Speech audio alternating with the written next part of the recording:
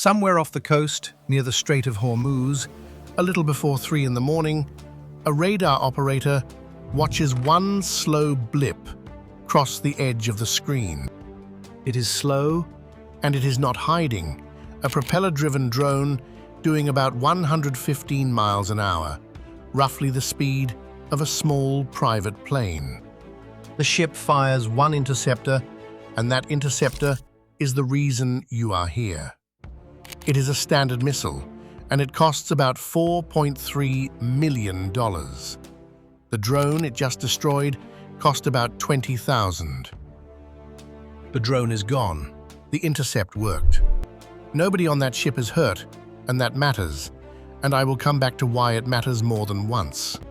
$4.3 million to destroy $20,000 of someone else's equipment. The whole argument lives in the gap between those two numbers. We won the fight. We lost the exchange. Do that once, and it is a good night. Do it 200 times, and you have a budget problem that winning does not fix. That is the thesis. Now let me show you the working, one number at a time, and I will name the document behind each figure so you can pause and check me. here is how this runs. Every figure I give you comes with its source named out loud. Budget justification books, procurement contracts, selected acquisition reports, named analysts at named institutions. Where a number is genuinely disputed, and several of tonight's numbers are, I give you the range, and I tell you which end I picked and why. I am not going to quietly reach for the most dramatic figure and hope you miss it. If I do that, the whole point collapses. Start with the number we already have. That $4.3 million figure for the SM-6 is not a headline invention. The Navy's own procurement documents and the missile's selected acquisition report put the average procurement cost of an SM-6 somewhere between $4 and nearly $5 million a round, depending on the year and the size of the buy. I am using 4.3. It sits in the middle of the sourced range, and it is the figure most commonly quoted by the defense reporters covering this region. If you want to argue for 4.9, the argument gets worse for the defender, not better. I am giving the United States the friendlier number on purpose. Now the drone. The cheapest Houthi one-way attack drones get estimated at around $2,000. The larger Iranian Shahid 136, the airframe most of these stories are built around, comes in between roughly $20,000 and $50,000 a unit, and export or accounting-loaded figures run higher. I am using 20,000. That is the low to middle of the band, and it happens to be the number in the title. The friendlier to the drone figure would make the exchange look worse. I did not need it. So the tab so far? One interceptor is $4.3 million. Hold that number. Let us fill in one night. Real air defense over this water Does not happen one drone at a time. The pattern open source analysts keep describing is a mixed salvo.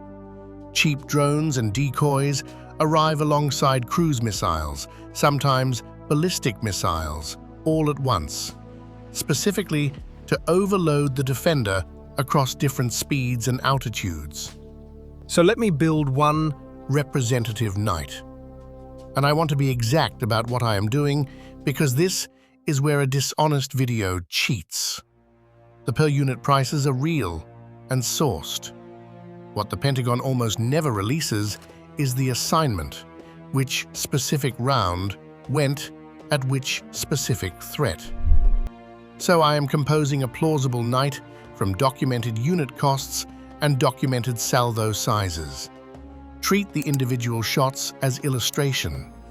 Treat the campaign totals we reach later as the evidence. Fair? Good. 12 one-way attack drones come in low over the water. Some get handled by aircraft already on station, with guns and cheap rockets. Some do not, and the ship reaches into its vertical launch cells. 4 Standard Missile 2s go out at about $2 million each. 3 SM-6s at 4.3. That is more than $21 million in a single volley, on top of the interceptor we already counted. We are past 25 million into the night, and the sun is not up. Now the good news. And it is real. When fighters are overhead, the Navy and Air Force have started using laser-guided rockets against these drones at about $30,000 a shot instead of the million-dollar missiles. Notice how small that number is next to the interceptors. Hold that thought, because those cheap rockets are the entire escape hatch, and we come back to whether they are big enough to matter. Then, the harder targets. Anti-ship cruise missiles, low and fast. You do not send a $30,000 rocket after those. You send the good interceptors, another 3 SM-6s. Call it $38 million now. Still one night, still one ship. Here is the part That should bother a budget officer more than anything else. Some of what comes in carries no warhead at all. Cheap decoys, foam, plywood, a radar reflector built for around $10,000 each, and in some salvos, they make up close to half the airframes in the wave. The radar cannot always tell the difference in the seconds it has, so the defender sometimes spends a real interceptor on a target that was never going to hurt anyone. And you cannot solve that by simply refusing to shoot the cheap ones. You have a few seconds to decide. The 2 blips look the same, and the cost of guessing wrong is a hole in the hull. So you shoot. The decoy is doing its job. It forces you to pay a missile's price to kill a piece of foam. Say 2 more SM-6s chase decoys before dawn. That is another $8.6 million of American ordnance to destroy $20,000 of foam. And it counts as a successful intercept. It goes in the win column. That is the trap in miniature.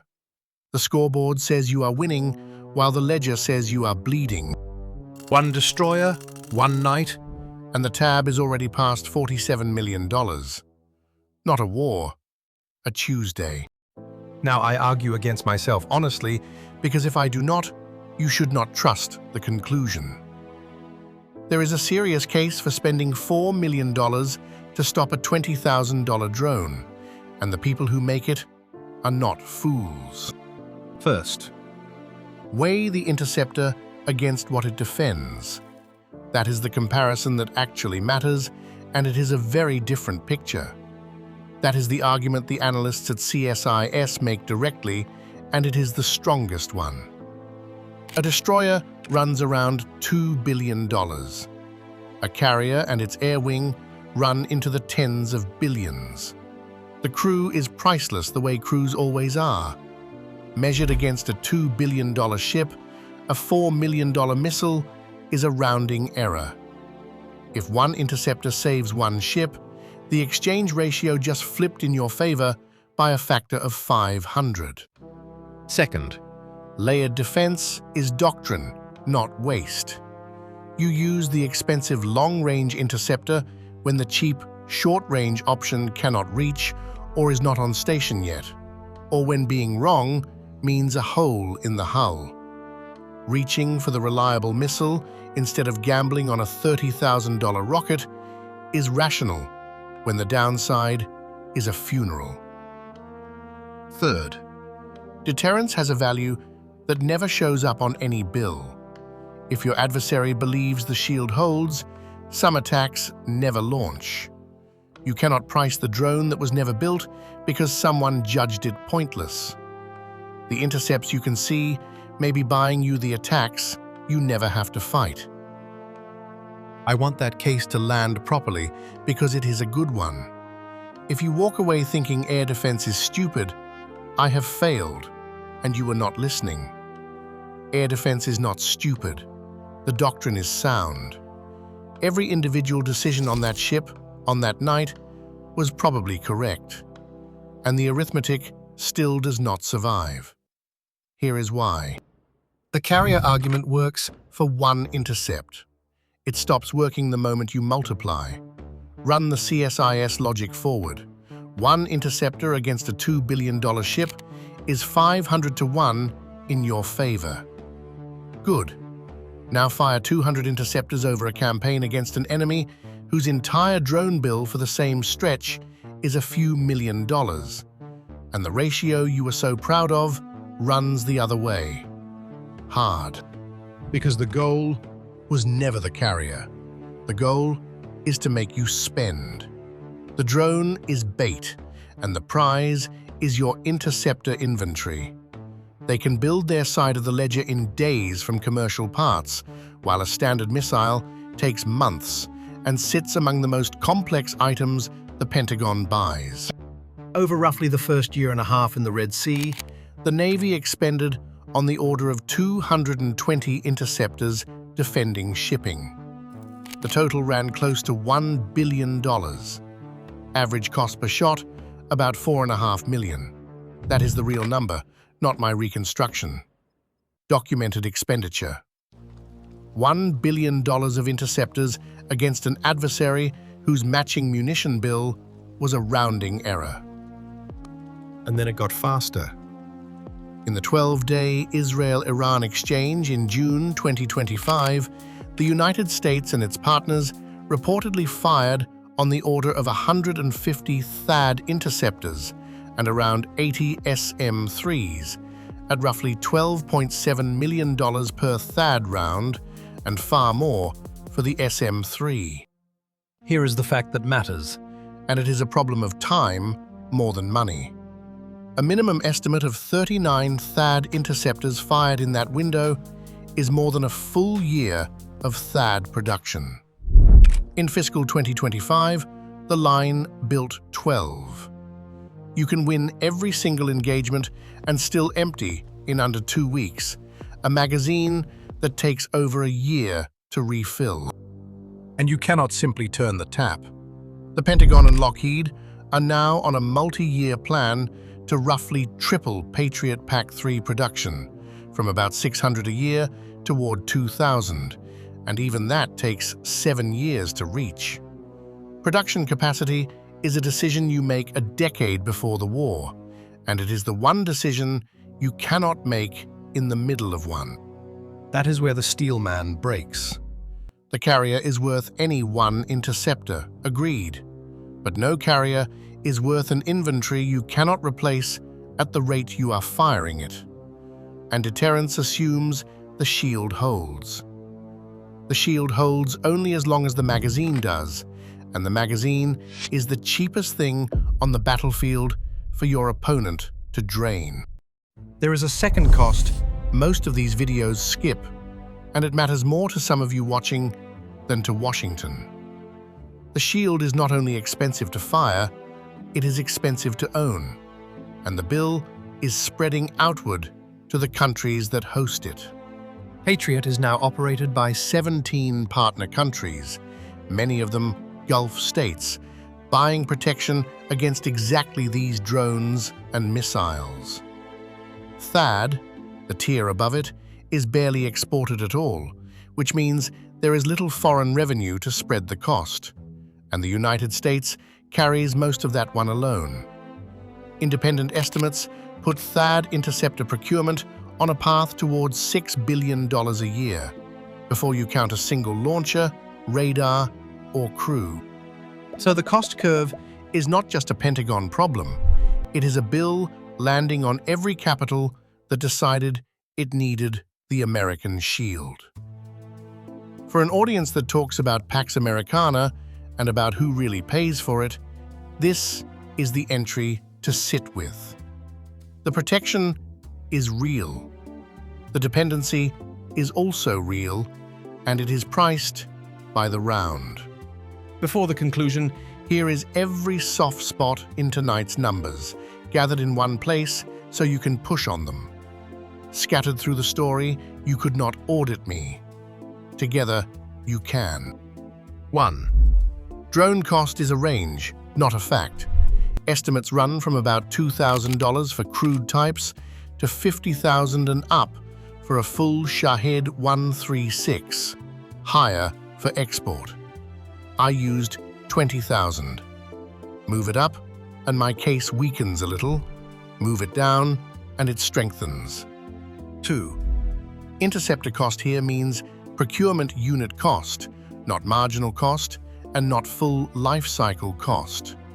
The true cost of firing one is arguably higher once you count the ship, the crew, the radar, the logistics. I use the narrow figure, which is the conservative one for my argument. 3. The single night I built is a reconstruction. I said so when I built it.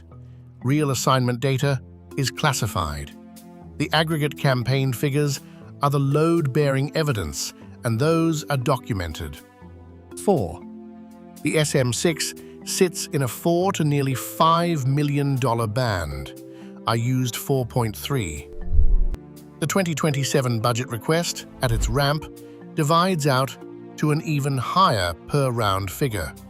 I did not use that. 5. And this is the big one. Not every drone is met with a standard missile.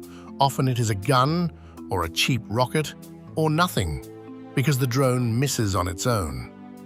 The 4.3 against 20,000 headline is the worst case, not the average. I built the title on the worst case and then spent the whole video telling you it is the worst case. The average is better than the headline. The average is still losing. If you can move any of these enough to flip the conclusion, put it in the comments. I mean that literally.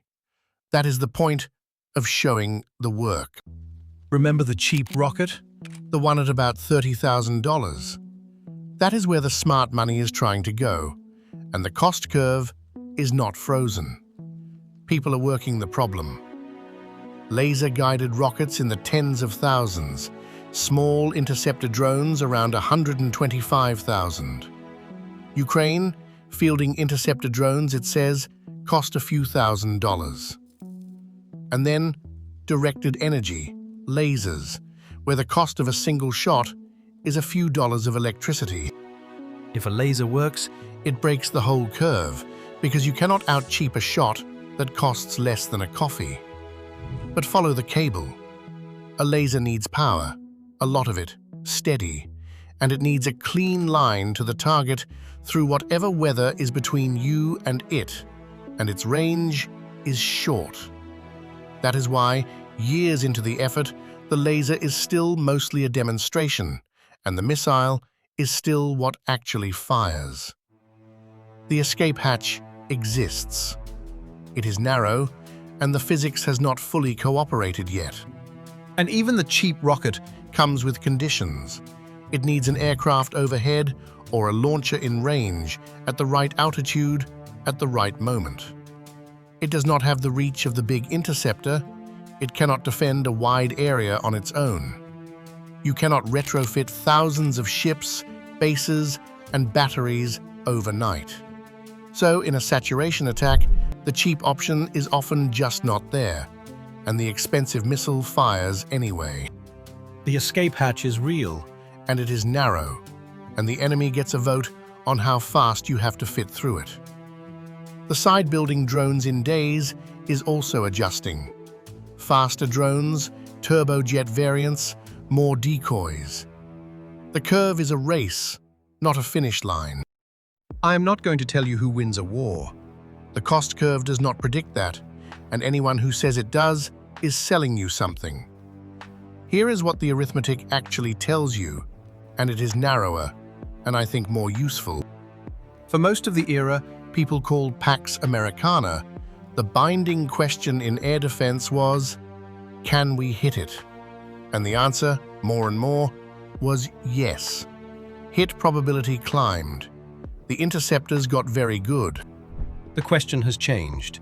It is no longer mainly, can we hit it? It is, can we afford to hit it at this rate, for this long, in this many places at once? The constraint moved from the physics to the ledger, from kill probability to cost per kill. And a cost curve running 200 to 1 against you does not care how good your missile is. That is what reshapes the strategic map, and the mechanism is expense. When holding a position costs the defender far more than threatening it costs the attacker, presence itself becomes a budget decision. You can hold a strait. The question is, how many straits for how many nights before the arithmetic makes you choose? That is the quiet logic underneath a lot of what people call multipolarity. America can still win the fight.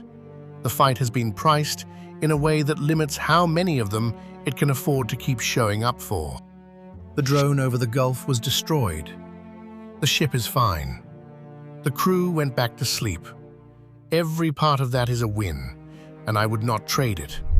But the bill does not disappear when the sun comes up. It waits for the next night. And the side paying $20,000 to make you spend $4 million is not trying to beat your missile.